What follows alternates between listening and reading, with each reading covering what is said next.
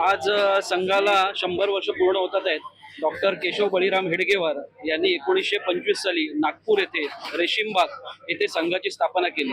संघ स्थापन करत असताना 5 ते 6 स्वयंसेवक असे 7-8 स्वयंसेवक असे मिळून संघाची स्थापना झाली. आणि तेव्हा डॉक्टर केशव बळीराम हेडगेवार हे संघाचे राष्ट्रीय संघाचे संस्थापक आहेत, म्हणून त्यांना पहिले संघचालक म्हणजे परमपूज्य सरसंघचालक असा मान आहे.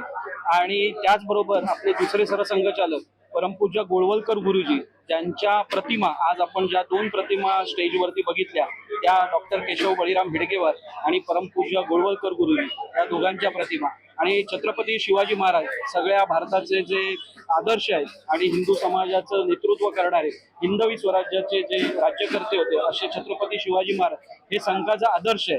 त्यामुळे या तिघांच्याही प्रतिमा आज आपल्या स्टेजवरती होत्या.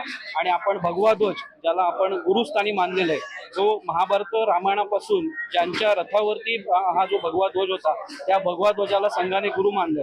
त्या भगवा ध्वज आणि त्याच्या पुढे या सगळ्या प्रतिमा असा सगळा एकत्रित संघाचा कार्यक्रम आज इथे संपन्न झाला.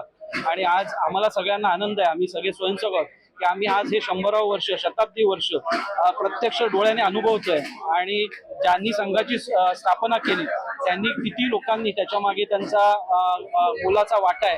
आणि अशा अखंड प्रचारक किंवा हजारो प्रचारक याच्यामुळे हा आज संघ उभा आहे. आणि जे एक छोटंसं रूप नागपूरमध्ये सुरू केलं होतं ते आज मोठ्या वटवृक्षात रूपांतर झालेलं आपण बघतो.